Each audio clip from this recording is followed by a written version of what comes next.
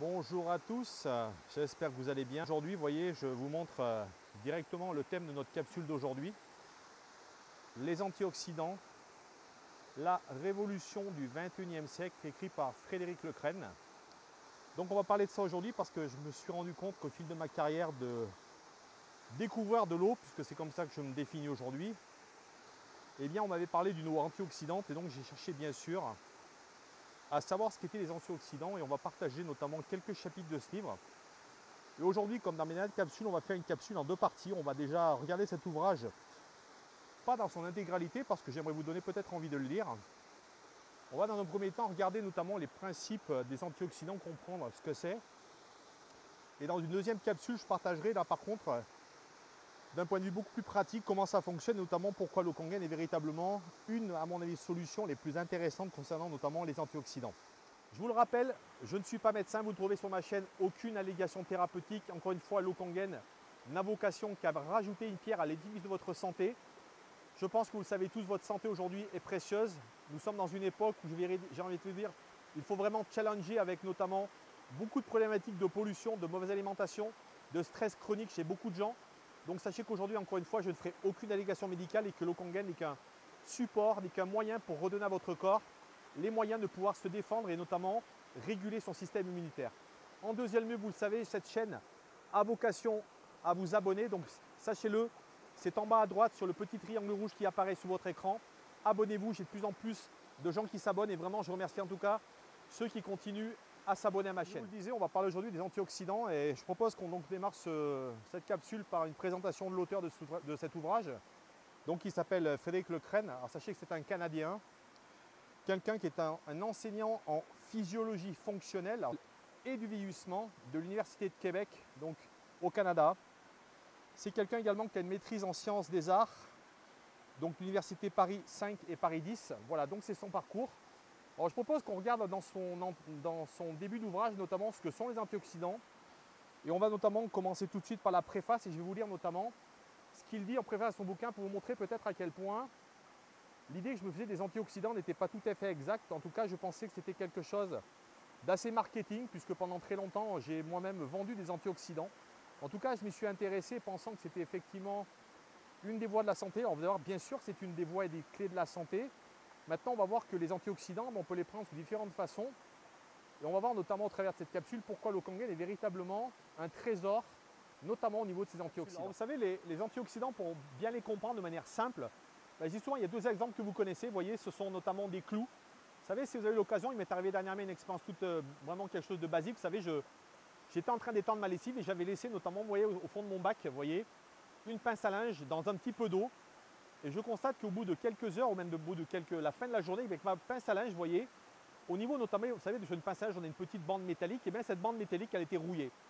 Et vous voyez la rouille, ce que vous constatez ici, c'est cette rouille cellulaire, et bien c'est ça l'oxydation.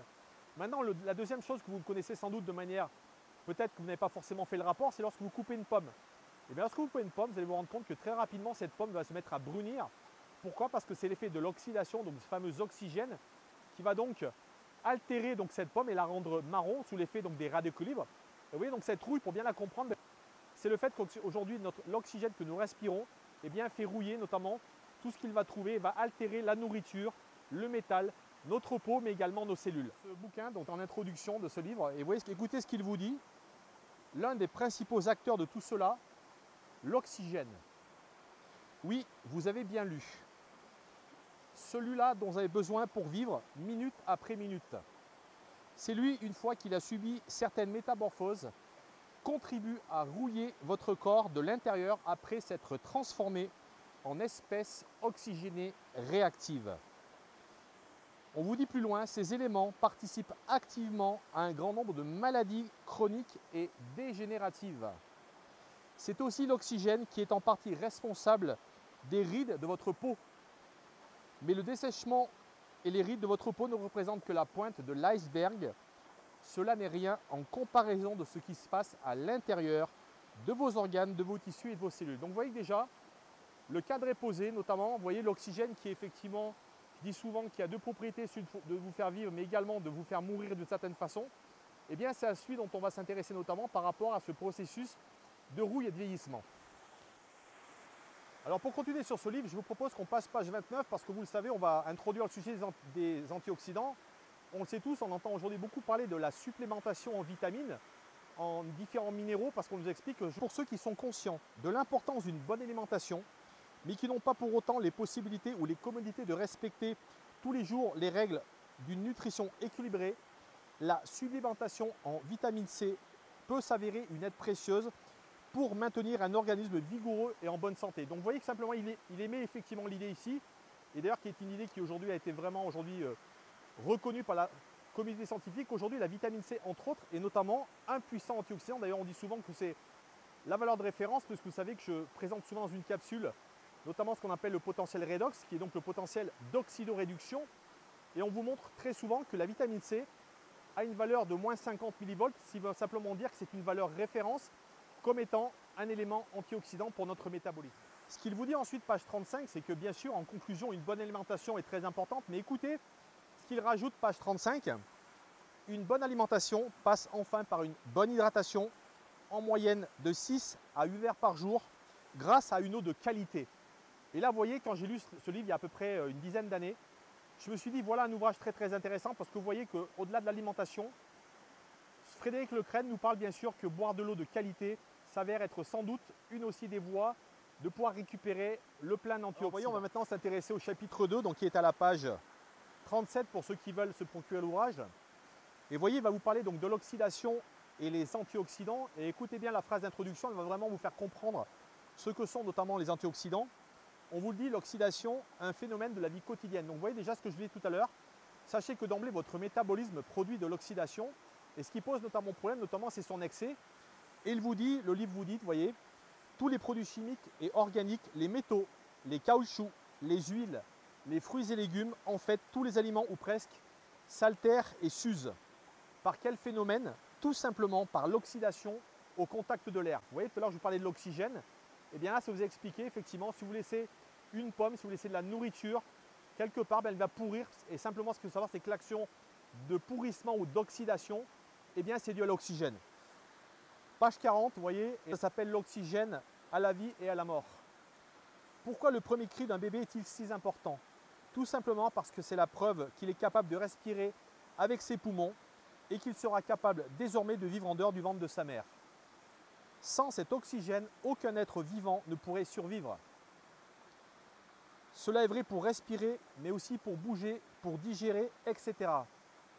Mais ce que vous ne savez peut-être pas, c'est qu'en utilisant cet oxygène et en permettant la vie, vous créez en même temps les radicaux libres qui peuvent contribuer à votre mort s'ils sont en trop grand nombre. Alors l'oxygène, un ami ou un ennemi? Donc vous voyez qu'on retrouve tout de suite cette dualité, cet antagonisme permanent qui existe dans notre corps. Vous savez, entre, je vous le disais tout à l'heure, la veille, le sommeil, le fait de manger, le fait de pouvoir se débarrasser de nos déchets. Donc vous voyez que notre corps gère en permanence des phénomènes antagonistes.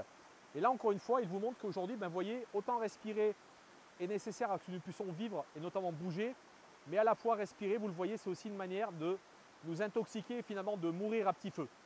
Que vous ayez une bonne hygiène de vie, sachez que d'une manière générale, notre corps, par son action quotidienne de respirer, de bouger, crée cette oxydation et que vous voyez finalement, les oxydants, eh bien cette oxydation, elle est naturelle, elle existe.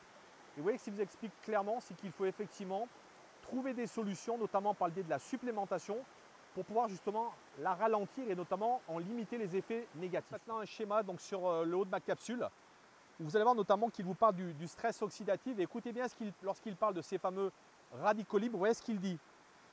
Ces fameux radicaux libres peuvent nous empoisonner l'existence s'ils sont en trop grand nombre. Vous voyez, encore une fois, on parle bien sûr de cette notion d'excès. Normalement, ils sont neutralisés par différents systèmes de l'organisme, mais il arrive que dans certaines circonstances, vieillissement, surplus de rayons solaires, intoxication, mauvaise alimentation, surplus de stress notamment, qu'il y ait un débordement de radicaux libres qu'on appelle stress oxydatif. Rappelez-vous de ce mot, voilà, vous le verrez très souvent dans beaucoup de littérature employée. Vous voyez, c'est cette notion que notamment vous le verrez sur le schéma, c'est que notamment on a une balance et cette balance malheureusement elle est beaucoup trop remplie, notamment dans ce qui s'appelle la production de radicaux libres. Et il vous dit ensuite, il se crée un déséquilibre entre le nombre de radicaux libres produits et le nombre d'antioxydants susceptibles de les neutraliser. Vous verrez que c'est pour ça que de l'autre côté de la balance, qui est malheureusement pas assez équilibré, vous trouverez le mot de réserve d'antioxydants qui, vous allez le voir malheureusement, est insuffisant par rapport justement à cette production de radicaux libres, donc qui est finalement un facteur de, on vous dit, de vieillissement, de maladie, qui va donc vraiment peser notamment sur l'aspect de notre santé. Alors vous voyez, d'une manière assez évidente, page 43, qu'est-ce qu'il nous dit? Le juste équilibre, parce qu'effectivement, vous voyez, je vous parlais tout à l'heure d'équilibre en début de capsule. Évidemment qu'aujourd'hui, on le sait tous, aujourd'hui, si notre corps avait cet équilibre, cette homéostasie qui est très importante, mais bien sûr qu'aujourd'hui, nous pourrions sans doute être en bonne santé. Je ne serais peut-être même pas en train de faire cette capsule. Vous parlez de la nécessité de vraiment challenger votre santé, que ce soit par la consommation de supplémentation ou dans le fait notamment surtout de boire une bonne eau. Vous voyez ce qu'il vous dit? La bonne santé, c'est un équilibre entre oxydants et antioxydants. Et écoutez bien, il vous dit c'est le déséquilibre qui crée les maladies et engendre le vieillissement accéléré. Par contre, dans notre environnement actuel de vie et de travail, il s'avère que les radicaux libres, dont ce qu'on appelle les oxydants, encore une fois, sont généralement en surnombre par rapport aux antioxydants.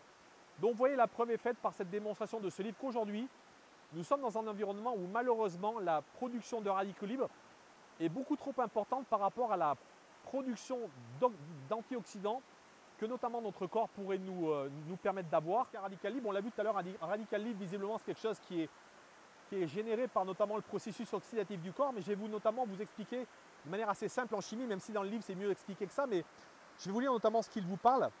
Il dit qu'est-ce qu'un radical libre? Il vous dit un radical libre n'est pas une unité vivante comme un virus ou une bactérie. C'est beaucoup plus petit que cela. Un radical libre est une petite particule, soit un atome, soit une molécule ou encore un groupe d'atomes ou de molécules. Et un radical libre est tout simplement un atome qui possède un électron célibataire libre sur une de ses orbites. Rappelez-vous, un atome, ça ressemble un peu, vous savez, à une planète avec des anneaux et notamment, on vous le dit, des électrons qui tournent autour. Or, le fait que cet électron soit célibataire le rend beaucoup moins stable et plus susceptible de se lier à un électron ou à un autre atome d'une autre molécule autour de lui. Et on vous dit ensuite ce que malheureusement, c'est que l'électron célibataire mettra aussi toujours toute son énergie en œuvre et tous les moyens possibles pour trouver la particule sœur, et ce, quel que soit le prix à payer. Le produit final donne une molécule plus stable, par exemple de l'eau H2O. Donc une molécule instable, donc ce fameux radical libre, il doit absolument, vous voyez, c'est comme quelqu'un qui cherche désespérément son âme sœur dans sa vie, et bien de la même manière, tant que cet électron, tant que cette personne n'aura pas trouvé son âme sœur, et bien elle sera instable. Et oui, je trouve que notamment l'analogie qu'on peut faire notamment entre les personnes qui vivent seules et notamment les personnes qui vivent en couple, eh bien, elle permet vraiment de comprendre cette notion de radical libre et d'électron qui est seul et donc qui doit absolument se lier avec un autre pour devenir stable. Le radical libre, et c'est ce que vous verrez sur le schéma, comment il passe d'une molécule stable avec aucun électron qui manque en molécule instable avec un électron qui lui manque. Mais écoutez ce qu'on vous dit notamment sur les antioxydants. C'est un peu comme si à votre naissance, nous avions tous un certain capital santé, variant d'un individu à un autre. Suivant notre façon de vivre, nous faisons fructifier ce capital ou bien nous le gaspillons en dilapidant sans se rendre compte ce que ce capital n'est pas intarissable. À un moment donné, nous risquons de vider totalement ce compte santé. C'est donc à nous de le gérer et d'entreprendre des actions pour éviter que le capital ne s'envole trop rapidement. La prise quotidienne d'antioxydants de qualité est une assurance santé certainement très efficace et peu coûteuse à long terme. N'oublions pas que la santé n'a pas de prix. En empêchant la rouille de s'installer dans votre corps, votre organisme risque de se retrouver grippé et d'être incapable de fonctionner. Les antioxydants ralentissent donc le processus de vieillissement et préservent votre capital santé en montant la garde à chaque entrée cellulaire de votre organisme. Pour compléter, je vais vous reparler de ce bouquin qui est le régime Chinia. Pourquoi? Parce que, je vous l'avais dit, le docteur Chinia dans son ouvrage, vous voyez, en parlant de l'eau Kangen, mais il parle exactement de ce que vient d'expliquer Frédéric Lecresne, notamment en parlant de l'alimentation, vous voyez. Et écoutez bien ce qu'il vous dit. La bonne eau est l'eau capable de désoxyder. Vous voyez, on a parlé d'oxydation. Et bien voilà, maintenant, qu'est-ce qu'on vous dit? L'eau oxyde. Et que dit Chinia notamment? Page 126. On stérilise l'eau du robinet avec du chlore capable de tuer les bactéries. Quand on ajoute du chlore à l'eau, on produit de grandes quantités de radicaux libres. Tiens, les revoilà, nos fameux radicaux libres. Alors, comment trouve-t-on de la Bono qui possède une capacité de réduction élevée? Alors, quand on parle de réduction élevée, bien sûr, on appelle ça les antioxydants. Vous pouvez utiliser un appareil électrique, et ça, c'est page 127, qui possède une forte capacité de réduction, l'eau Kangen. Donc, vous voyez qu'encore une fois, maintenant, j'aime bien faire des ponts entre différents ouvrages pour vous montrer que, notamment, vous voyez, cette histoire de radicaux libres et d'oxydation, eh bien, le docteur Chinier en parle également dans son ouvrage. Voilà les amis, on arrive au terme de notre capsule. J'espère que vous avez apprécié ce contenu toujours simplifié. Il y aura beaucoup de choses à rajouter. Encore une fois, je vous recommande la lecture de cet ouvrage. Je vais vous remettre le visuel si vous voulez le commander aujourd'hui sur toutes les bonnes plateformes. En tout cas les amis, je vous le rappelle, l'eau Kangen a 3 propriétés. La première, c'est une eau qui est alcaline, donc qui a un pH supérieur à 7, donc qui est donc là pour drainer l'acidité, pour renforcer vos tampons alcalins. La deuxième, c'est une eau justement qui est antioxydante. Et j'espère que vous avez mieux compris l'importance de ces antioxydants au travers notamment de ce que je viens de vous expliquer dans cette capsule préalablement, notamment sur les antioxydants. On va voir la suite sur notre prochaine capsule. La troisième propriété, c'est une eau qui est 6 fois plus hydratante, donc qui va véritablement inonder, nourrir vos milliards de mitochondries qui sont, je vous le rappelle, vos usines de production d'énergie de votre corps. Donc je vous le rappelle, l'eau Kangen, c'est une eau qui a de l'énergie, qui va être là justement pour booster votre système immunitaire, pour permettre à votre corps de réactiver notamment sa capacité d'homéostasie, sa capacité de pouvoir se réguler lui-même. Voilà les amis, je vous souhaite une très bonne fin de journée. Prenez soin de vous, prenez soin de vos proches et je vous dis à très bientôt.